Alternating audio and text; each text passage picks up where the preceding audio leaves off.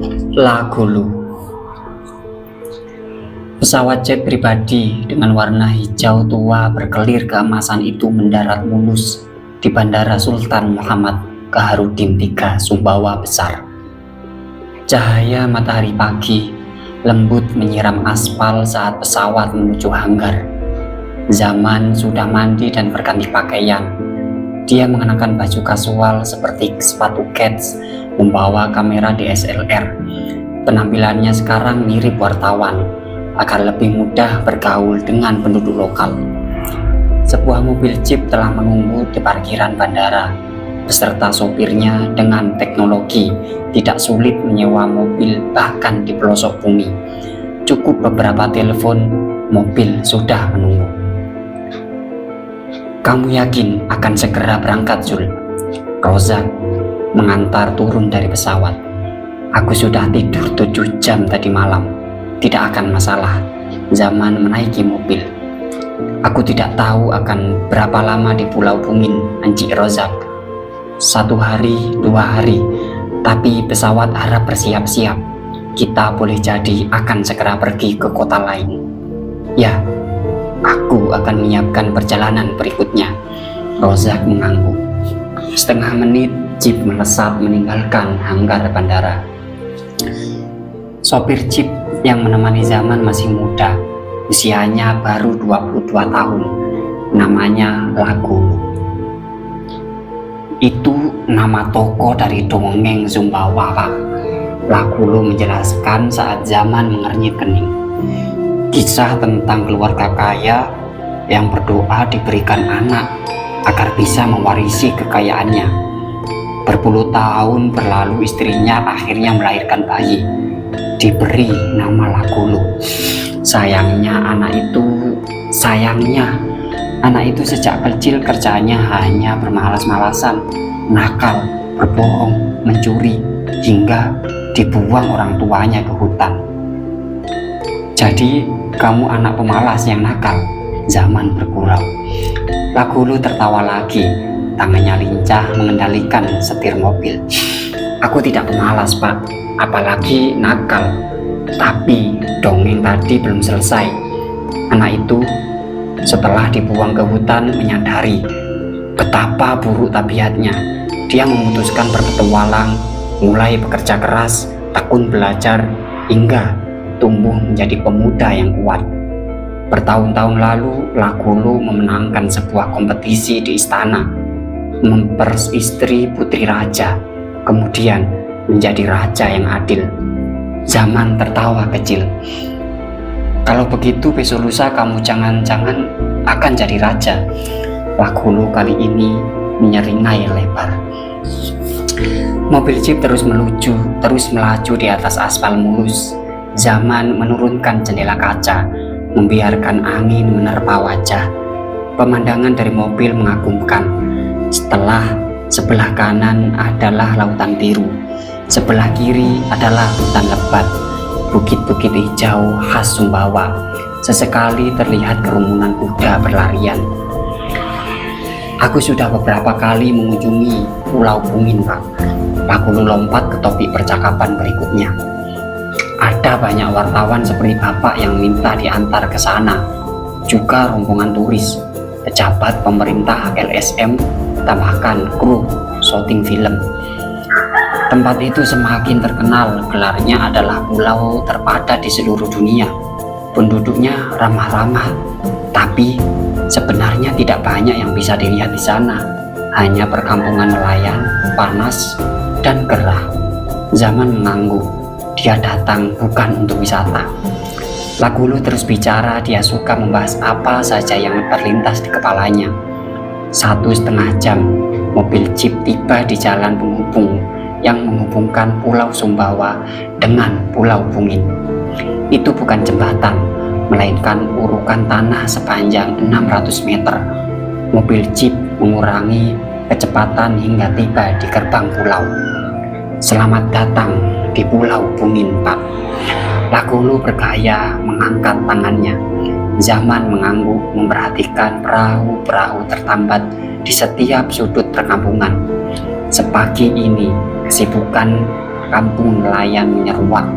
Ember-ember plastik berisi ikan atau lobster diturunkan dari perahu besar yang pulang setelah berminggu-minggu atau boleh jadi berbulan-bulan melaut. Jaring besar diangkat 2-3 pemuda, yang lain asyik menambal celah-celah perahu kecil. Anak-anak berlarian saling berkerjaran, asik bermain. Ini hari Minggu, mereka libur sekolah. 1-2 berkerumun di dekat mobil, penasaran melihat siapa yang datang. "Kita menuju kemana sekarang, Pak?" Lakulu bertanya. Setelah memarkirkan mobil jeep di dekat gerbang, mobil tidak bisa melintas ke dalam pulau. Bahkan motor dan sepeda saja sudah susah melintas. "Aku harus menemui orang yang bisa menceritakan tentang pulau ini di tahun 1940-an, Kulu." "Tahun 1940-an?" Lakulu tidak mengerti. "Iya, orang yang bisa mengingat setiap penghuninya di tahun itu, tempat-tempat, bahkan dia masih ingat setiap lorong, setiap jengkal pulau ini." Lakulu menggaruk rambut panjangnya, berpikir cepat. "Baik, ikuti aku, Pak." Tanpa banyak pertanyaan lagi, Lakulu memimpin di depan. Mereka sekarang berjalan melintasi rumah-rumah panggung super rapat dengan atap seng, dinding kayu atau anyaman bambu. Hanya ada 1-2 rumah yang menggunakan batu bata, bukan rumah panggung. Kabel listrik berseliweran di atas kepala. Sesekali beberapa ekor kambing terlihat mengunyah kertas. Tidak ada rumput di pulau ini. Hewan-hewan ini tidak punya pilihan. Laut sedang surut. Timbunan karang mati yang menjadi fondasi rumah panggung yang dibangun di permukaan laut terlihat jelas. Aroma khas perkampungan nelayan tercium pekat, bersama aroma masakan. Dengan rapatnya jarak rumah, dijamin tetangga sebelah bisa tahu jenis masakan tetangganya. Tidak ada rahasia di sini. Lakulu menyapa ramah penduduk. Sepertinya dia sudah dikenal baik warga setempat. Zaman sesekali mengambil gambar dengan kamera, bukan untuk kamuflase wartawan, tapi pemandangan di tepi jalan memang menarik perhatian. Dari riset tadi malam di atas pesawat, Zaman tahu ada banyak pulau terpadat di dunia dan hampir semuanya memiliki kesamaan. Perkampungan nelayan yang padat dan kumuh, Santa Cruz del Isolde di Kolombia, luasnya hanya sebesar lapangan sepak bola. Penduduknya 1.000 lebih. Mikungu Island di Kenya atau Fadiouth di Senegal adalah pulau-pulau dengan karakteristik sama. Dalam situasi tertentu, kondisi pulau-pulau itu lebih buruk dibanding Pulau Bungin. Akses air bersih terbatas, tidak ada listrik, anak-anak tidak sekolah. Jangan tanya lahan pemakaman atau taman penduduk pulau harus menyeberang ke pulau lain untuk menguburkan kerabat atau sekedar menyaksikan seperti apa bentuk pohon mangga. Perkampungan nelayan selalu identik dengan kemiskinan. Pulau Bungin jauh lebih beruntung. Mereka cukup sejahtera dan bersentuhan dengan kemajuan teknologi. Kita sudah sampai, Pak. Lakulu berhenti. Dia menunjuk sebuah rumah dengan dinding kayu dicat hijau. Di kolong rumah ada warung yang menjual snack, permen, mie instan, dan jalanan dan jajanan lainnya. Lakulu bertanya dalam bahasa lokal kepada ibu-ibu yang menjaga warung, kemudian mengangguk, menaiki anak tangga kayu disusul Zaman. Seseorang menyambut mereka di teras rumah, laki-laki berusia 60 tahun dengan kulit hitam legam khas nelayan tangguh. Ada wartawan yang hendak menemui Buah Lila. Lakulu menyalami dalam bahasa Bajo. Buah Lila berarti paman. Zaman ikut bersalaman, orang pertama yang ditemui. Tetapi nelayan tersebut meski setengah jam lincah menjelaskan sejarah Pulau Bungin tentang nenek moyang mereka yang keturunan suku Bajo dan suku Bugis, menggeleng ketika Zaman memperlihatkan foto Sri Ningsih kecil di atas perahu. Ini foto tahun 1950-an. Aku belum lahir saat itu. Nelayan itu menyerah. Boleh jadi foto ini memang diambil di pulau ini. Tapi entahlah, aku tidak tahu siapa anak ini. Lakulu menyeka peluh di leher. Apakah ada orang lain yang bisa menceritakan lebih baik tahun-tahun itu, Bu Ahlila? Nelayan yang dipanggil paman oleh Lakulu itu berpikir sejenak, kemudian menyebut nama. 5 menit kemudian, Zaman dan Lakulu sudah kembali berjalan di jalan-jalan sempit menuju rumah berikutnya. Zaman mengelap keringat deras yang mengucur di leher. Dia tahu ini tidak akan mudah. Dia sedang berusaha mengeduk cerita yang telah terkubur 70 tahun, lebih dari 5.000 penduduk pulau ini. Entah apakah masih ada yang ingat atau tidak kejadian tahun-tahun itu. Tapi jika Sri Ningsih memang pernah tinggal di pulau ini, kemungkinan besar masih ada jejaknya. Dia membutuhkan informasi yang tersedia, sekecil apapun. Orang kedua yang mereka temui adalah nelayan berusia 75 tahun.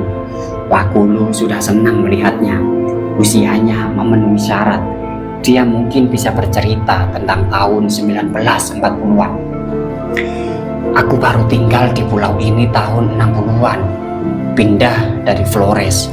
Nelayan itu menggeleng. Lakulu mengembuskan nafas kecewa. Matahari semakin tinggi, udara terasa gerah.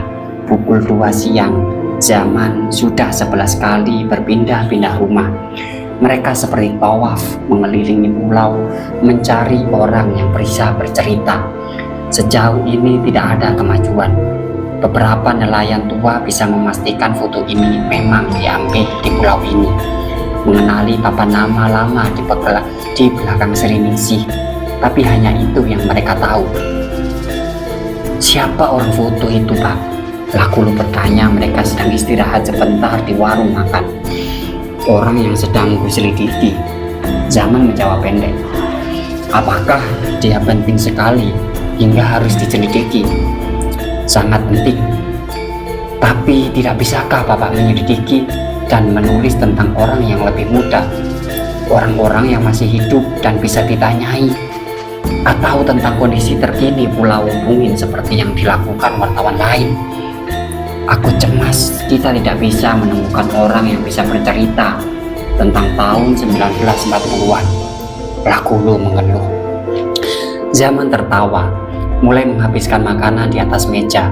Warung makan ini sederhana, dengan kursi plastik dan meja kayu kasar, berada di kolong sebuah rumah menghadap lautan. Tapi masakannya tidak sederhana. Ikan segar yang langsung dibakar telah tersaji lezat di atas piring. Kecap bercampur potongan cabai melumuri ikan. Aromanya mantap. Pukul 6 sore, matahari hampir tenggelam. Kaki langit jingga, burung-burung camar terbang rendah, terlihat begitu menawan. Sudah belasan lagi rumah yang dikunjungi Zaman, tetap belum ada kemajuan berarti. Beberapa nelayan memberitahu jika masih ada yang bisa menceritakan tentang tahun 1940-an, maka itu adalah Pak Tua yang tinggal di sisi timur pulau. Lakulu bersemangat menuju ke sana, hanya untuk menemukan kabar buruk. Pak Tua sedang pergi ke Lombok, entah kapan kembali.